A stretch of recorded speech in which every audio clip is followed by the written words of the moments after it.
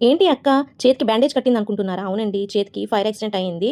నాకైతే దమ్ బిర్యానీ చేసుకోవాలనిపిస్తుంది ఈరోజు. 1 కేజీ చికెన్‌లో తగినంత ఉప్పు, కారం, garam masala powder, chicken masala powder వేసుకున్నా. కొంచెం కస్తూరి మేతి, రోజ్ పెటల్స్, కొత్తిమీర, పుదీనా, ఫ్రై ఆనియన్స్, తర్వాత ఒక కప్పు పెరుగు, ఒక నిమ్మపండు నిమ్మరసం, బిర్యానీ దినుసులు, బిర్యానీ ఎసెన్స్, ఒక కప్పు ఆయిల్ వేసుకొని బాగా కలయబెట్టుకొని స్టవ్ మీద పెట్టుకొని ఉడికించుకోవాలా.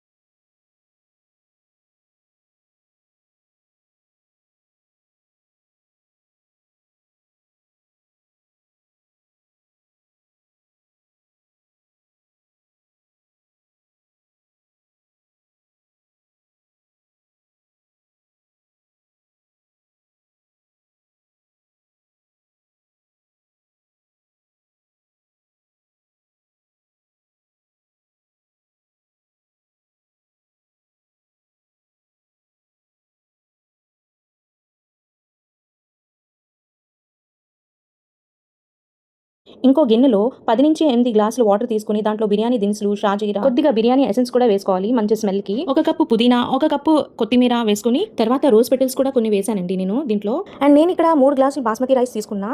75% కుక్ అయ్యేంత వరకు మనం కుక్ చేసుకోవాలి.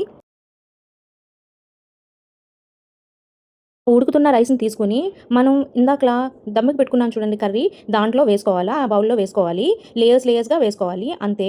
ఒక్క 5 మినిట్స్ హై ఫ్లేమ్‌లో కుక్ చేసుకొని, తర్వాత ఒక పాన్ తీసుకొని, ఆ పెనం మీద మనం ఏదైతే లేయర్స్‌గా వేసుకున్నామో, ఆ రైస్‌ని దమ్‌కి పెట్టేసేయాలి. ఒక 20-15 మినిట్స్. అంతే మన యమ్మీ యమ్మీ దమ్ బిర్యానీ అయితే రెడీ అయిపోతుంది. నేను ఇక్కడ టాపింగ్‌కి కొంచెం గ్రేవీ తీసుకున్నా. గ్రేవీని పైన టాపింగ్ కింద వేసి, తర్వాత కొంచెం నెయ్యి కూడా యాడ్ చేశాను. మీకు ఇష్టం ఉంటే అట్లా వేసుకోవచ్చు. నేనిక్కడ అల్యూమినియం ఫాయిల్స్ యూజ్ చేశాను. టాపింగ్ దగ్గర అల్యూమినియం ఫాయిల్స్ స్ప్రెడ్ చేసి దమ్‌కి ఇచ్చేసాననమాట. అంతేనండి. వేడి వేడి దమ్ బిర్యానీ అయితే రెడీ అయిపోతుంది. స్టవ్ ఆఫ్ చేసుకున్న తర్వాత ఒక 15 మినిట్స్ ఆగినాక కంపల్సరీగా ఒక 15 మినిట్స్ ఆగినాక సర్వ్ చేసుకొని తింటే చాలా బావుంటుందండి. మనకి ముద్ద ముద్దగా కాకుండా పొడి పొడిగా రాలుతాయనమాట.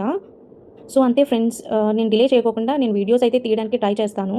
So, please try to understand. నా హ్యాండ్ అయితే అసలు బాలేదు. డాక్టర్స్ అయితే ఇంకా 10 డేస్ రెస్ట్ తీసుకోమన్నారు. బట్ అయినా కూడా నేను మధ్య మధ్యలోనే మీకు వీడియో తీయడానికి ట్రై చేస్తాను. Please subscribe. Thank you for watching. By by.